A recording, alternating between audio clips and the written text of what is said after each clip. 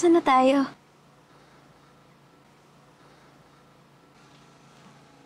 Oh my God! Oh my God, you're here!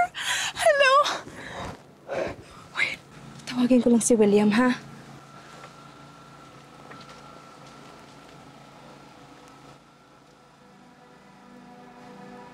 Ems.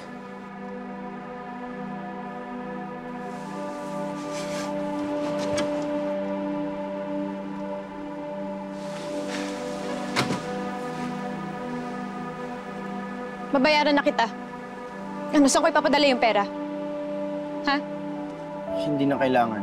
Hindi, Alex. Babayaran kita. Kasi ako yung klaseng tao na pag sinabi kong gagawin ko, papanindigan ko! Tawarin mo. Nung tumawag yung mama mo, ako yung nakarinig ng mga sinabi niya sa speaker. Nag-aalala siya para sa'yo. Iniisip niya yung kinabukasan mo, Ella. So, pati ikaw. Ikaw din magdidikta sa future ko? Babe, sobrang ako nag-aalala sa'yo. Babe, alam kong takot ka lang. Malalagpasan natin to. Sumama ka na sa akin papuntang Hawaii. Nandito lang ako. Aalagaan kita. Tara na, please. Dude, salamat. Binalik mo siya sa akin.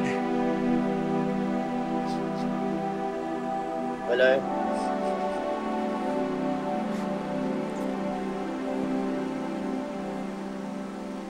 Wala.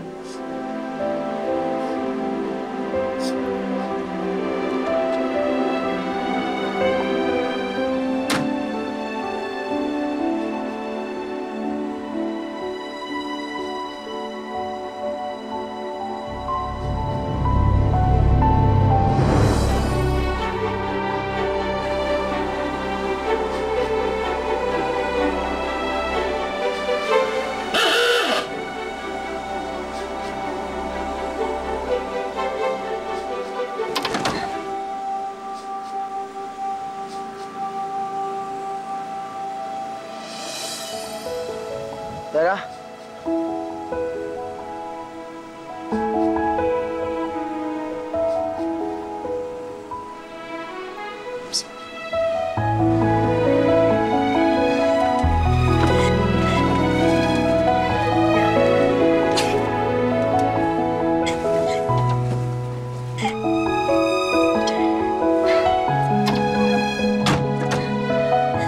Sa buhay, may mga taong dapat i-let go. At meron din mga tao na hindi mo dapat pakawalan.